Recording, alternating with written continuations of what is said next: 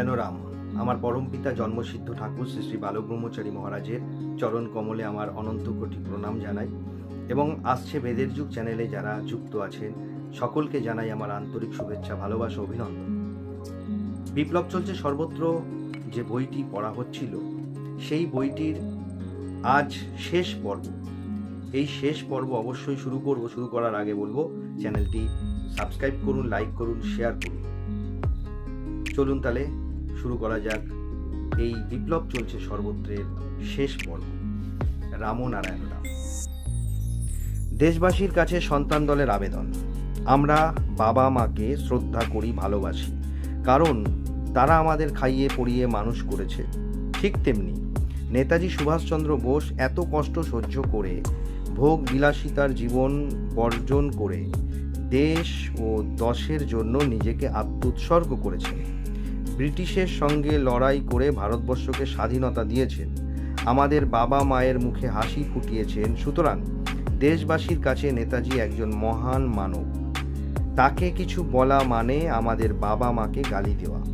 Greg Chappell India team থেকে cricket captain Sourav গাঙ্গুলিকে সেই সময় বাদ দেওয়ার সময় বাংলার বুকে ঝড় উঠে গিয়েছিল। কলকাতার মোড়ে মোড়ে চ্যাপেলের কুশ পুতুল পোড়ানো হয়েছে। যুব সমাজ দলে দলে মিছিল নিয়ে বেরিয়েছিল। অন্যদিকে স্বার্থান্বেষীরা নেতাজিকে নিয়ে যে এত বড় হীন বিশ্বাসঘাতকতা করে চলেছে এবং তার চরিত্রকে নিয়ে জনগণের সামনে হেয় প্রতিপন্ন করছে, যার সঙ্গে কারোর তুলনা চলে না, সেই নেতাজিকে নিয়ে জনগণ এত নীরব কেন? তাই বন্ধু, সময় এসে গেছে নেতাজির বিরুদ্ধে ষড়যন্ত্রকারীদের কালো হাত ভেঙে দিতে হবে। তারাই দেশের শত্রু, দশের শত্রু, এক কথায় দেশদ্রোহী। অতএব ভুল করবেন না, ভুল বুঝবেন না, দড়িকে দেখে সাপ বলে মন্তব্য করবেন না। বর্তমানে মানুষের মন থেকে শিশুর মতো সহজ সরল ভাব হারিয়ে গিয়ে জটিলতা কুটিলতায় বাসা বেঁধেছে।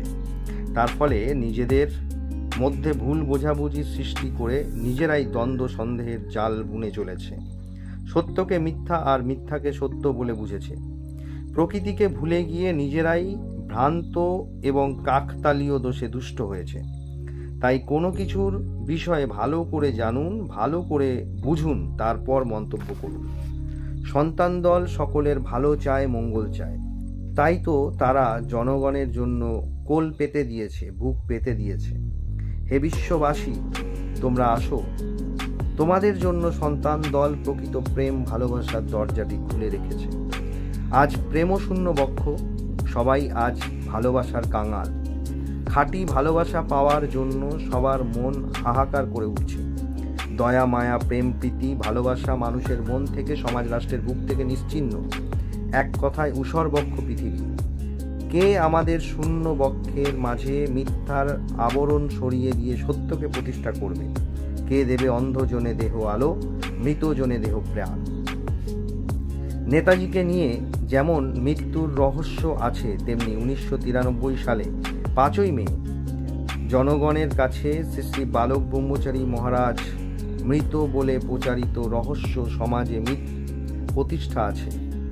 বিরাট কর্মকাণ্ডের উদ্দেশ্যে তিনি কৌশল করে মৃত্যুর বাতাবরণ সৃষ্টি করলেন এবং লোকচক্ষুর আড়ালে চলে গেলেন। অসুর গোষ্ঠী তার দেহ না পেয়ে জনগণকে বোকা বানানোর জন্য তড়িঘড়ি করে লাশঘর থেকে একটি বেওয়ারিশ মহিলার লাশ নিয়ে এসে বালক ব্রহ্মচারী দেহ বলে চালনা করেছিলেন। পরবর্তীকালে প্রমাণিত হয় 1994 সালে 23শে জুলাই জাহাজের ডেকে কোট প্যান্ট পরিহিত 4 জন ছদ্মবেশের মধ্যে বালক ব্রহ্মচারী মহারাজ একজন। সেই সময় সাংবাদিকের তোলা ছবি দ্য টেস্টম্যান পত্রিকায় প্রকাশিত হয়েছিল। এছাড়াও বিশিষ্ট বিশিষ্ট ব্যক্তি যেমন Hitler, Bagha Jatin, air marshal Subrata Mukherjee এবং বিজ্ঞানী ভাবা প্রভৃতি ব্যক্তিগণ বিভিন্নভাবে বিভিন্ন সময়ে প্রত্যেকের মৃত্যুর মিথ্যা রহস্য সমাজে প্রতিষ্ঠা রয়েছে। বর্তমান সময়ে তার যথাযথ প্রমাণ ধীরে ধীরে জনসমক্ষে বেরিয়ে আসবে। তাই আসছে মহাকাল। এই যুগের যুগাবতার জন্মসিদ্ধ ঠাকুর শ্রী শ্রী বালক ব্রহ্মচারী মহারাজ মিথ্যার কুয়াশা সরিয়ে দিয়ে সত্যের বাহিনী নিয়ে ঢুকছে। তাই শোষক গোষ্ঠীরা এক হয়ে লড়াই করার ডাক দিয়েছে। এবার তাদের নিস্তার নেই, সম্পূর্ণ নির্মূল হয়ে যাবে পৃথিবী থেকে। যেমন বিড়াল বা কুকুরের বাচ্চা হিসেবের অধিক হয়ে গেলে কোনো একটি শক্তিশালী বাচ্চা দুর্বল বাচ্চাগুলির উপর আক্রমণ করে, মায়ের থেকে সরিয়ে দিয়ে সে নিজেই স্তন থেকে দুধ পান করার প্রবণতা দেখায়, অন্যদের খেতে দেয় না। এইভাবেই কিছুদিন দেখার পর কুকুর বা বিড়াল মা দুঃখে কষ্টে রাগে বেদনায় মর্মাহত হয়ে সেই বাচ্চাটিকে মেরে ফেলে।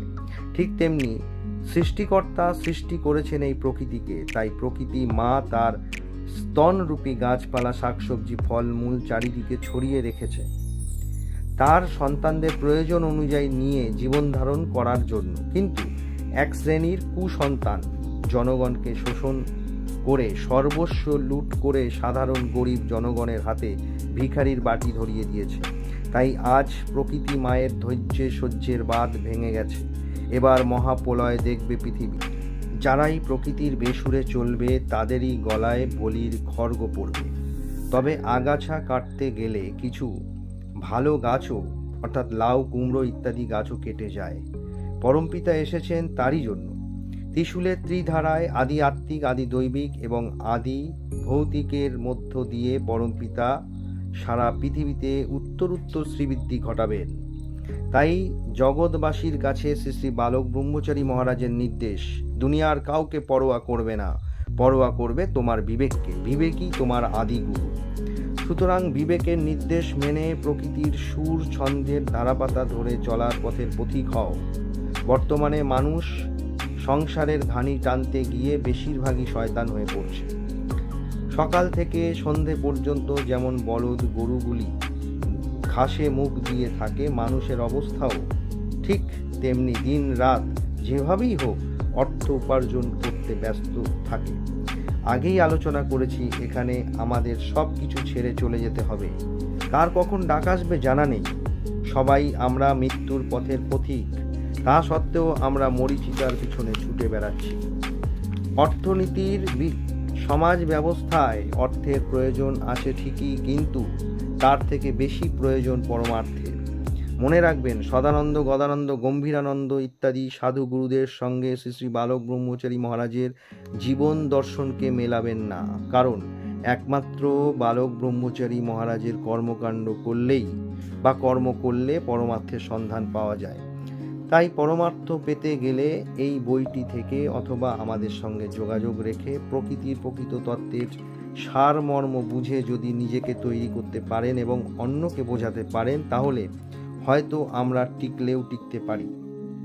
আগামী বেদের যুগ দেখার সৌভাগ্য হলেও হতে পারে। অর্থাৎ চাচা আপন প্রাণ বাঁচা।